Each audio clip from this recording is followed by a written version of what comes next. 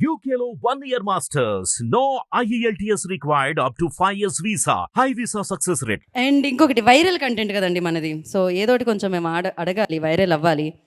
ఏంటి మరి మీరు నెక్స్ట్ టైం ఐఫా హోస్ట్ చేస్తున్నారా? ఆ డౌట్ ఎందుకు వచ్చిందండి మీకు? అంటే ఈ మధ్యకాలంలో మీరు హోస్ట్ చేశారు, స్టేజ్ మీద మేము చాలా ఎంజాయ్ చేసాం, తర్వాత సోషల్ మీడియాలో కూడా చాలా ఎంజాయ్ చేస్తూ ఉన్నారు. దానికోసం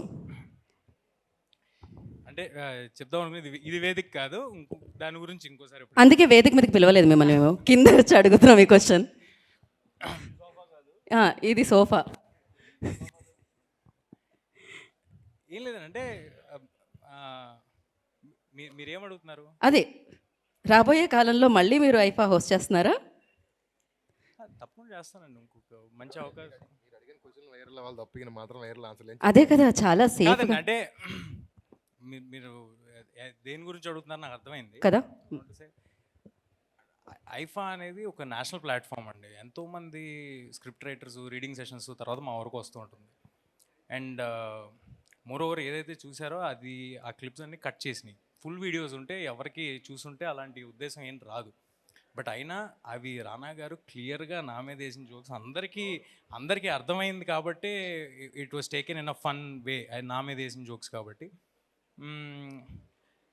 నేను అందరి హీరోలతో చిన్నప్పటి నుంచి పనిచేస్తూ పెరిగాను. నాకు చాలా క్లోజ్ రిలేషన్ ఉంది అందరితో. ఎందుకు ఎవరినైనా లో లైట్లో అలా మాట్లాడదామనే ఆలోచన కూడా నాకు ఎప్పుడు రాదు. It is a clear misunderstanding అంతే. మీకు వచ్చేసింది కదా మీకు కావాల్సింది. ఎస్, మాకు కావాల్సిన క్లారిటీ వచ్చేసింది మాకు. అదే నన్ను వదిలేసేయండి ప్లీజ్. ఈ స్పీచ్లో ఇందాక మల్టిపుల్ టైమ్స్ రీసెంట్గా నన్ను షాక్ అవుతున్నారు, లేకపోతే మిస్అండర్స్టాండ్ చేసుకుంటున్నారు అని అంటున్నారు. ఏంటి రీసెంట్గా మీకు వచ్చిన ఒక అవార్డ్ ఫంక్షన్ గురించే మీరు మాట్లాడుతుంది?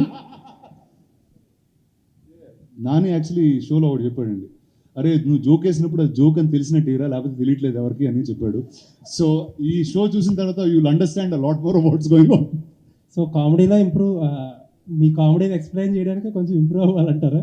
అది జోక్ అని కింద ఒక ట్యాగ్ లైన్ వేయాలంటే ఇప్పుడు సెన్సర్లో వేస్తారు యానిమల్ని చేసినప్పుడు ఇది CG యానిమల్, ఇది రియల్ యానిమల్ హామ్ చేయలేదని, ఇది జోక్ నేను వేసేది అందరికి దయచేసి నవ్వండి అని ఒక నెక్స్ట్ టైం స్క్రోల్ వేద్దామని ఫిక్స్ అయ్యానండి. Okay, thank you.